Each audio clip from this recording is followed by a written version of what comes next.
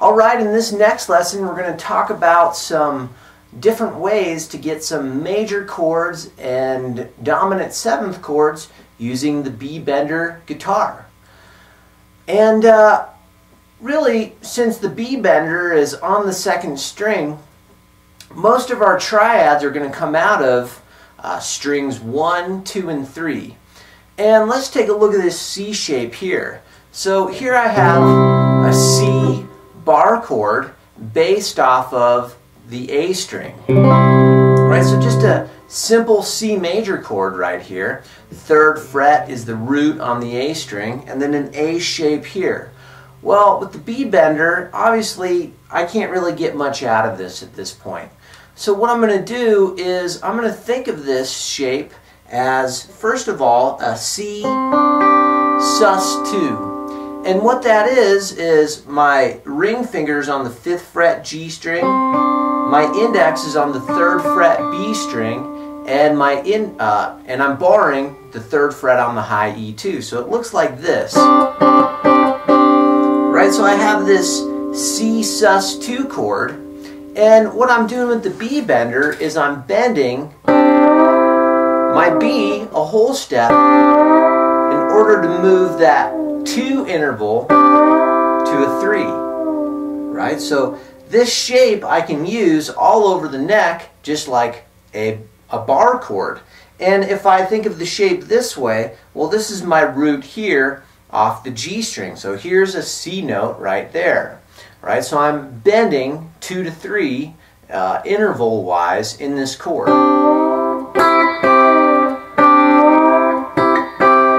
So you can start to base a lot of licks out of that chord shape. You know, really, whatever you want. You can think of all kinds of things to do. Right? But that's just a good place to start as far as finding some easy major chords to bend into. So if I start working this around, well, here's a C chord. If I go up a 4th, well, I find the F note on the G string, and I duplicate this same note. So the F happens to be up here, 10th fret G string. Okay, well, I'm going to grab the same shape. There we go. Got a nice F chord, and I can keep working around a cycle of 4ths, right? So here's F here. Well, I think up a 4th, B flat. Okay, B flat's off the 3rd fret G string. Apply the shape. Good to go. Yep. Next, E flat. Move up to the 6th fret on the G string. Apply the shape. A flat. Okay, up at the 13th fret. So this is how I might practice just finding these chords quickly. Then I got the D flat here, 6th fret, G string, F sharp, I'm going to move up to 11, right, then B down to 4 here, yep, then E, I'm going to move up to the 9th fret on the G as my root. Then I got an A chord, I could do it here. Imagine if I had another bar behind the neck. There's an A chord there, one that's real popular with the B-Bender, or all the way up here. Yep. Back to D here, 7th fret on the G string, up to 12. Yep, then down to C, where we first started. So that's a good way to kind of practice some of those chords. Now I have a couple different options out of that same shape. If I want to grab a C7 chord, well, okay, here's my back to my my A shape bar chord with the root on the A string. Right? Well, I'm going to still use this shape. I'm going to go back to my C9 shape, or yeah, C9 shape. And what I can do is I can add the 7th, the flat 7 right here with my pinky. So 1 fret up from your ring finger on the high string, you could think of it that way, is your flat 7. So, you know, great for country licks and so on. If I bend that, I have.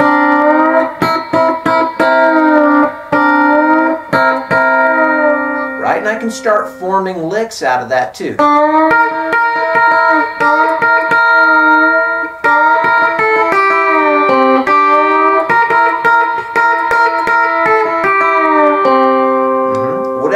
want. If you want to just pad, right, you could do that too. Now the thing about padding just this way through a chord progression, it's not too,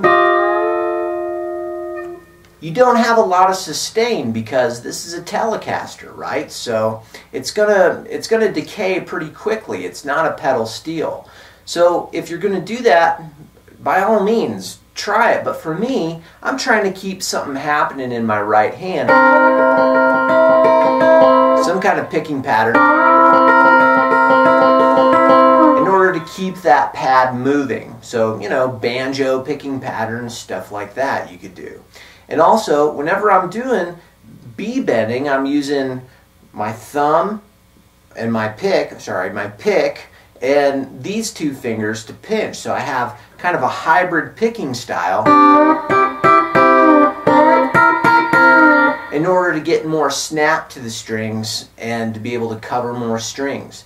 So if you wanted to, you could take that same dominant 7 shape and move it around the horn too. So here's C, here's F up here, the 10th fret, here's B flat, here's E flat, this, what fret is that? 8th fret, A flat 13, 13th fret, D flat. So that's how I might practice moving through those chords so I can find them quickly when it's time to play over a progression. Now we have another shape we can use too, and that shape is the D shape. So I've got my D chord here, and the root, if I look at it just off strings 1, 2, and 3, the root is off the B string. So 3rd fret B string is a D chord. Now what I can do is I can bend the root to the 2nd degree of the scale, and I have a D sus2 with the 3rd. It's a cool voicing. Oops, sorry. Didn't bend all the way. Right, so however you want to start using licks or padding with that is really up to you.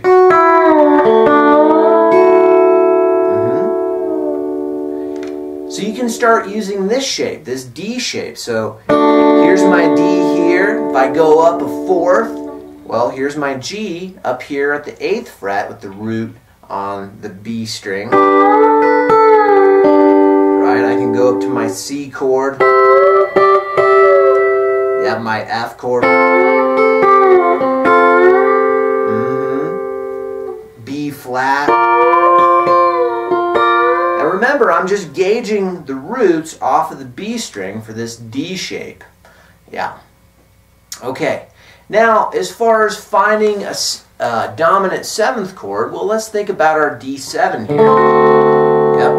So what I could do is I could bend the 7th of the chord, which is here. My index is holding on to that, and I could bend it up into the root. Right. So you get a whole lot of licks out of this shape here.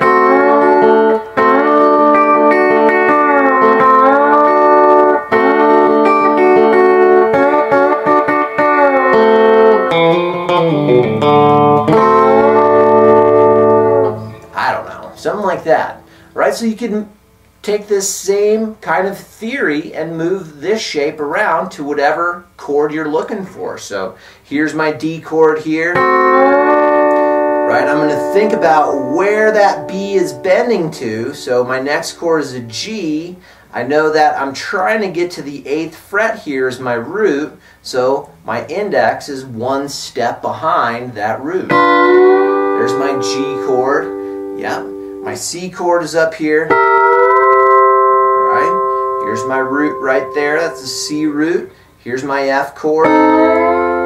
Just as the same thing as if I was grabbing this D shape like this, the B-bender is grabbing that shape for me.